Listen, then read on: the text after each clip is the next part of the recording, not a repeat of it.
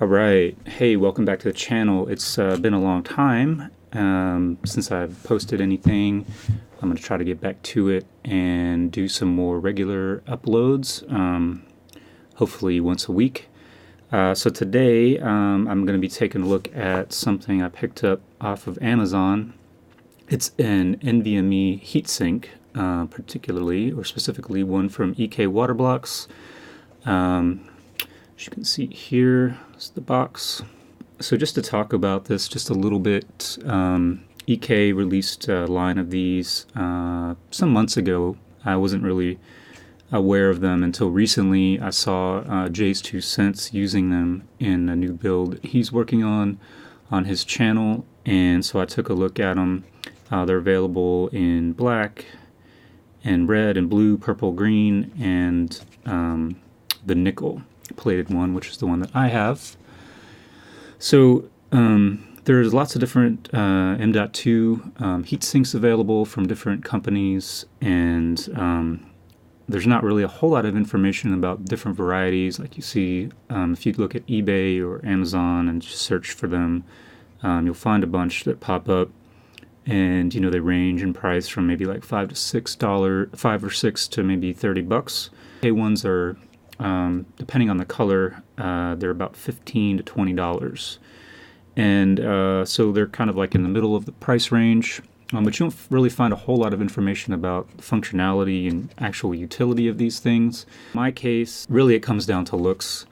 If you're putting together a build and you want all your components to look a certain way or to match color schemes, or for me, I've got a lot of nickel-plated stuff from EK, so this just seemed like it would just be like another little piece to match together. But as far as actual functionality, there is a comparison article online from hardwarecooling.net or hwcooling.net, and it's so anyway, this one I found, and the EK one really comes out on top, and it's recommended if you're looking for something like this.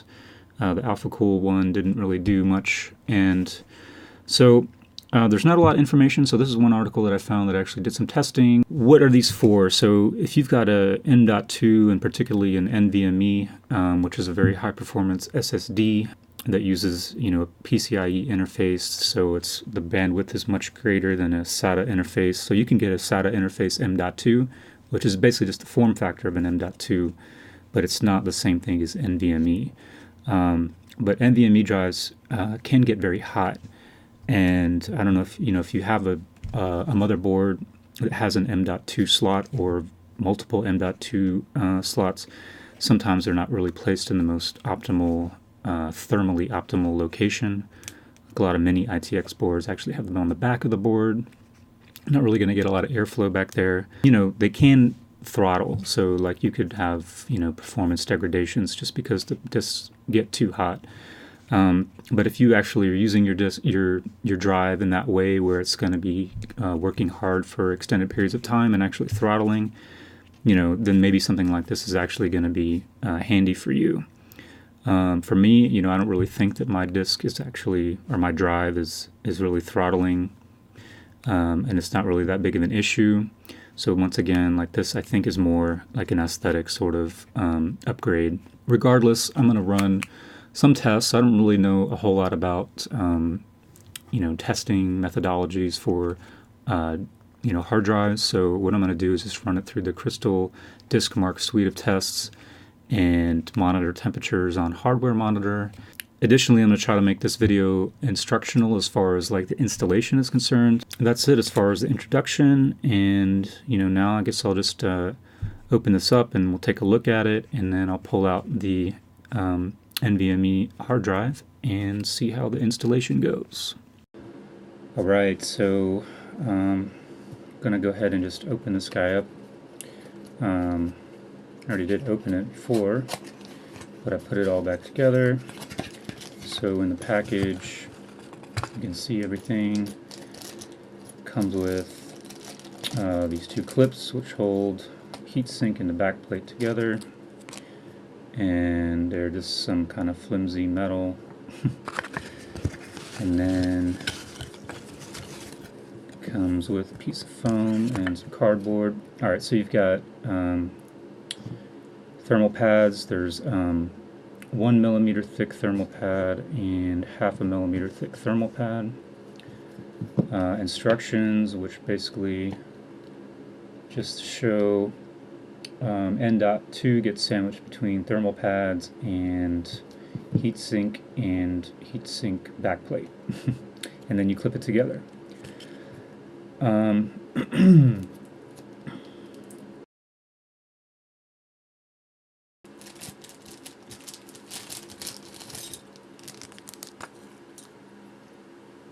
Okay, so here's the backplate, and here is the heatsink top.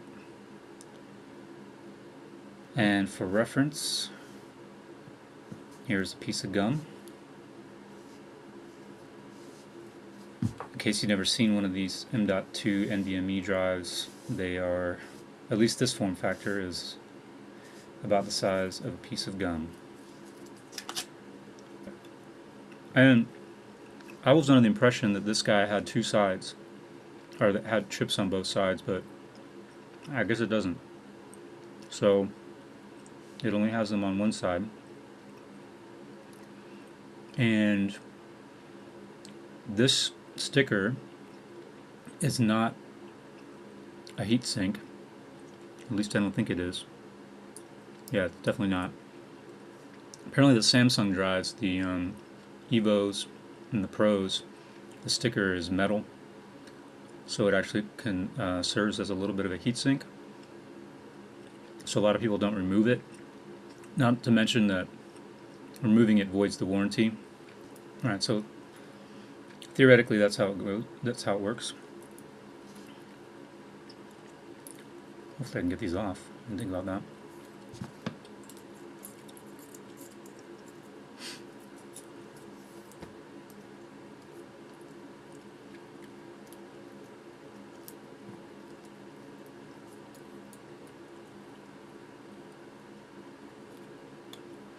Alright, so what I'm going to do is I need some scissors for one. In order to get this off, oh, it just comes off. I was thinking I might have to heat it up.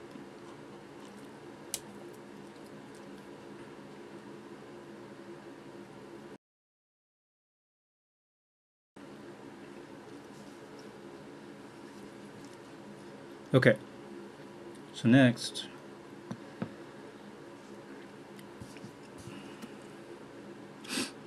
let's put the thin one on first.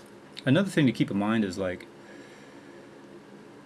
the height of all of these memory sticks and the controller, chips and the controller. The memory is like actually higher than the controller, and I think on the Samsung drives it might be the opposite. So people are having a hard time making contact or using one whole piece. The thermal pad was like pushing up, so you don't really want to like put torque these PCBs and bend them in any way. So a smart thing to do would be to just, instead of using like one long strip, you can cut out individual strips and just place them over the parts that you want to cool. Or if you need to use like a thicker piece so that it's all even, just do that. So the good thing is they give you more than you actually need. So I'm going to go ahead and cut out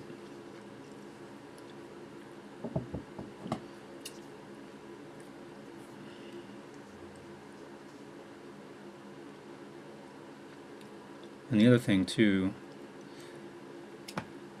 is that these thermal pads are pretty stretchy.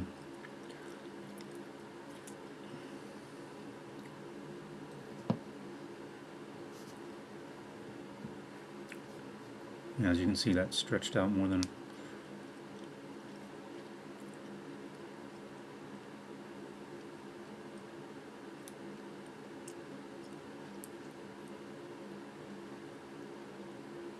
I guess I could have just laid the whole thing on there. without cutting it into different pieces.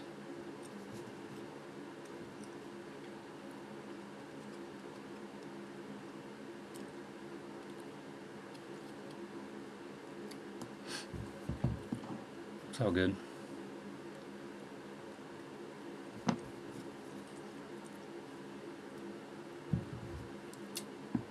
I'll just cut one.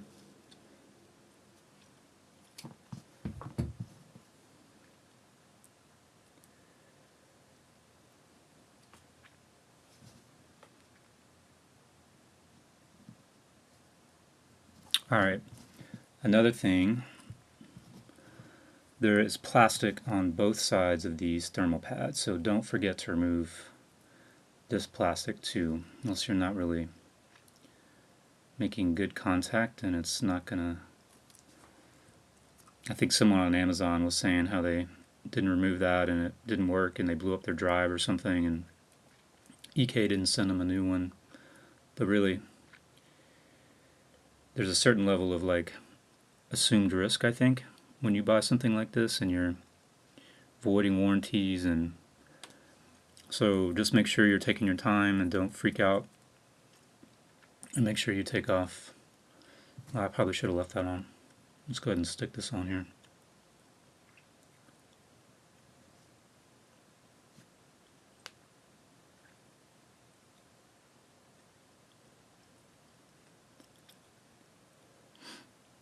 And as you can see, I don't know, I probably should get another camera. You can see that it's not going to make contact with that memory controller right there. So what I might do is actually take the 0.5 millimeter thick one and stack it and see if that works. I don't know if that works. I'm going to find out.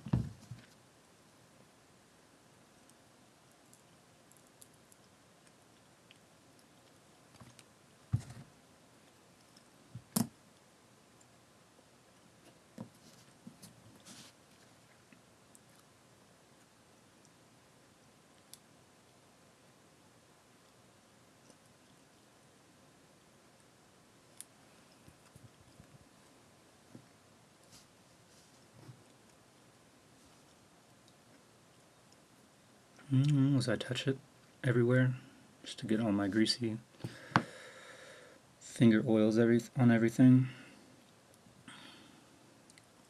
Alright, I think that's better. It actually makes contact with all of the thermal pads now. Alright, I'm pretty sure this side doesn't really matter very much. So, just cut this down.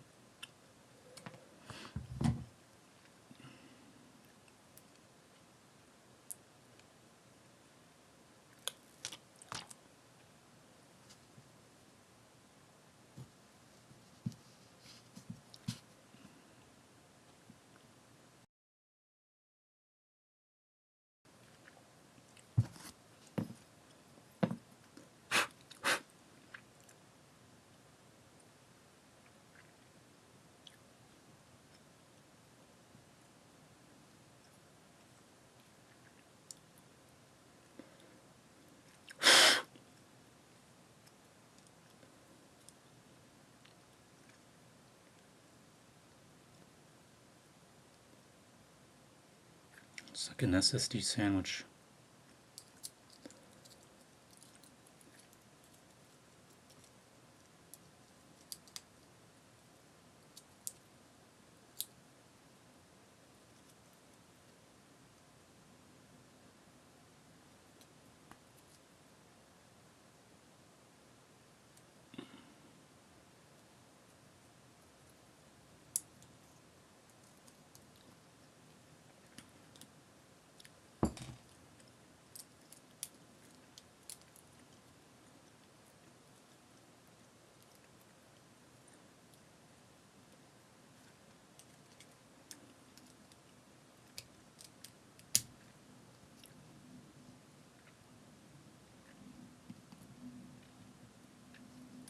Yeah, I can see how you could scratch the side.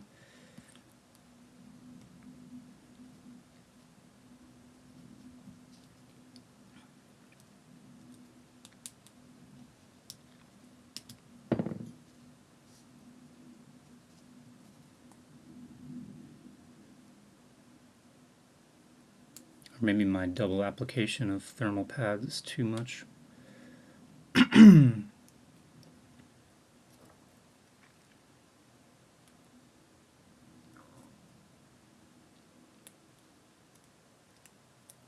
All right.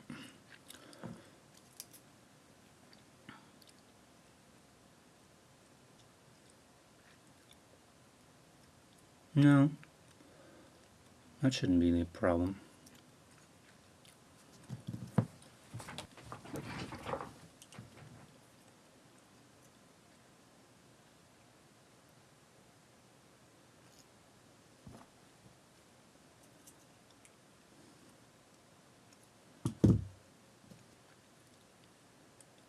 Shift it all around.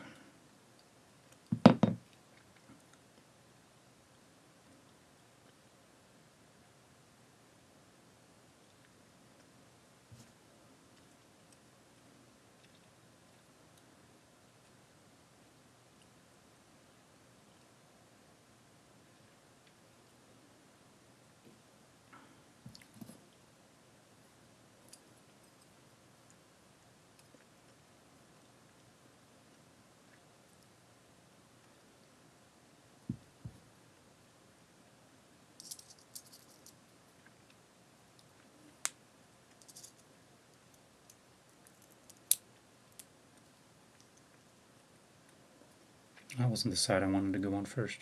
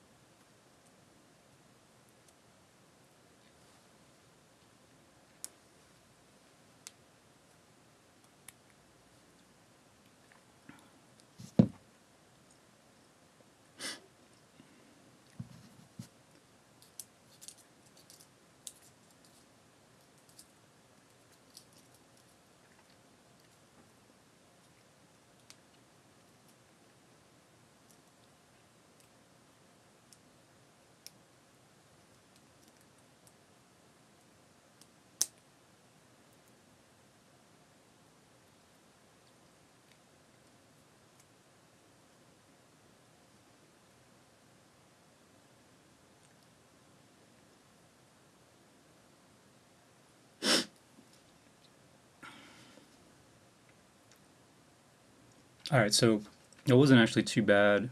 On these clips, one side, it's actually not in there. Yeah, it is. Okay, so one side actually dips down. A little bit more and catches into this groove. And then one side is a little bit shallower, so if you get the side in that dips down more and start with that side, then it's easier to bring the one that's shallower over the end. So I would recommend that.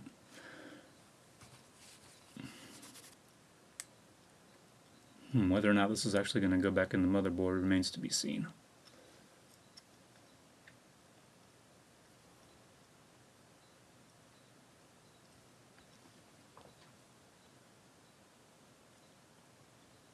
Alright, so I wanted to do this again just to make sure that it was clear how these clips go on, or the way that I found it easiest to get them on there. And I just wanted to make sure that you could see it. And another thing I wanted to point out is you can see how this is sandwiched together and how everything is flat, like there's nothing that's pushing up against the heatsink or the back plate. So in order to accomplish, well, it wasn't hard to accomplish that, but it was also this piece down here, which I think is the memory controller, which wasn't as high, it wasn't as thick as the individual flash memory modules. So I stacked a 1mm and a 0.5mm thick piece of thermal pad so that it was actually making contact with the heatsink. So I just want to make sure that you could see that.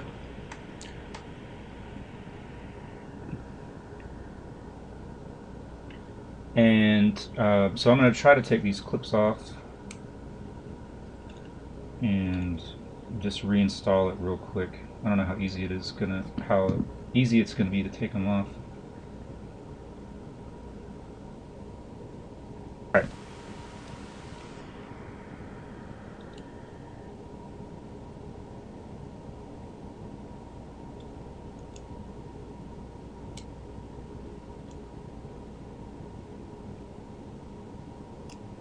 Alright, there we go, that was easy enough. Alright, so I wanted to demonstrate what I meant by the differences in the two sides of these clips. If I wasn't imagining it anyway.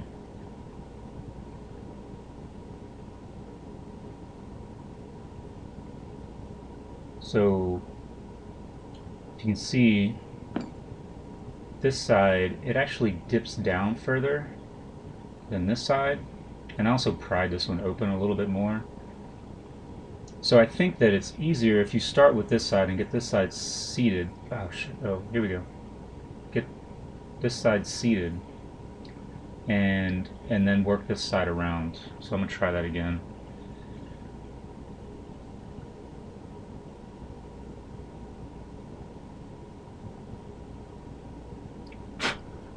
So much cat hair everywhere. Alright, so I got the deeper side seated in first. And then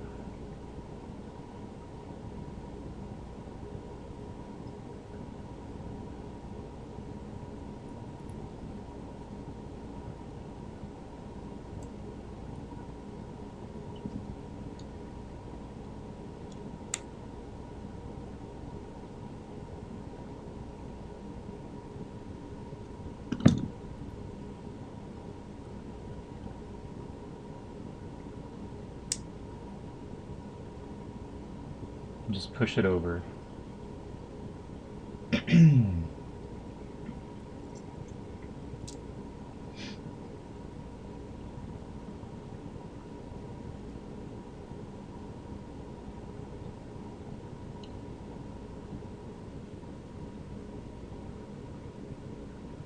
So maybe that was easier. If you just pry them apart just a little bit, and then you can smush it all back together.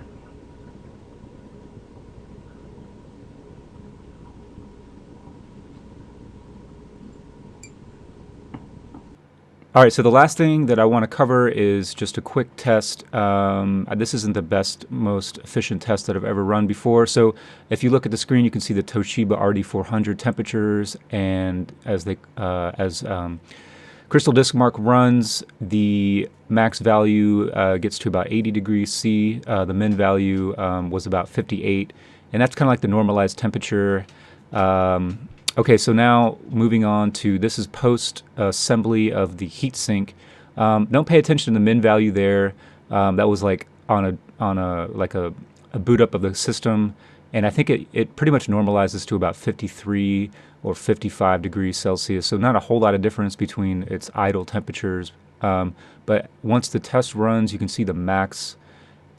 I think it's going to peak here at about 62 degrees Celsius. So it's a good 20 degrees cooler under max loads than it was without the heatsink. So there you can see the benefit. As far as scores, there really isn't a whole lot of difference. A few of the items go up, a few of the scores go down, but they're pretty close, and I'm not sure if that's attributable to other things going on in the background, inconsistencies in the testing. So like I said, I'm not like a professional tester, but so that's just a kind of a brief look at some of the things, or regardless of the numbers, speeds and writing and reading, etc., you can see that the max temperature really, well, it was 20 degrees cooler with the heatsink installed, and the minimum temperature, like the idle temperature, was a little bit cooler.